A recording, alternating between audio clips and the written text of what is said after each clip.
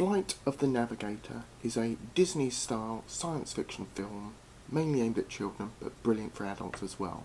It mainly focuses on a 12-year-old boy called David, who one day is running through the woods chasing his little brother Jeff, when David falls over, bumps his head, but he picks himself up and runs after Jeff. But when he gets to his house, he finds that his parents are gone. There's some strangers in his house. He doesn't understand what's going on. It turns out that he's been on a trip to a planet called Phalon, 560 light years away from Earth. Due to a time dilation effect, 8 years have passed on Earth, and no time at all has passed for David. So now Jeff, his little brother, is now his older brother. Max, the automated system on board the ship, filled David's brain up with all star charts and all kinds of information on Phalon and various other things, because they found that the human brain used only a tiny proportion of its capacity.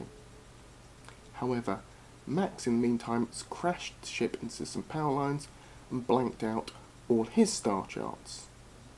The ship and David are both taken separately to a NASA facility operated by one Dr. Faraday.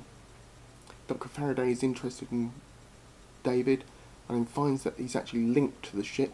They find all the star charts in David's mind. David, however, is rather scared because he's wants to go back to his parents. He's really worried about him being so much out of step and time with everything. He sees that technology has moved on.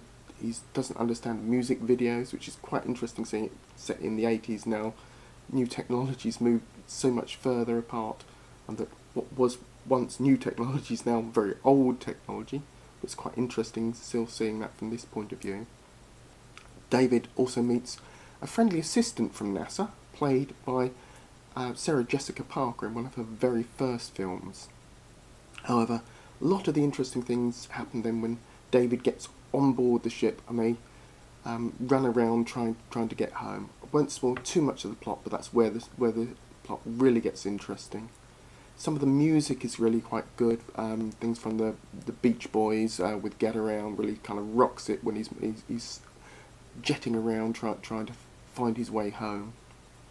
Eventually, it all does turn out well, although slightly dodgy ending towards the end. All in all, a very good film to watch.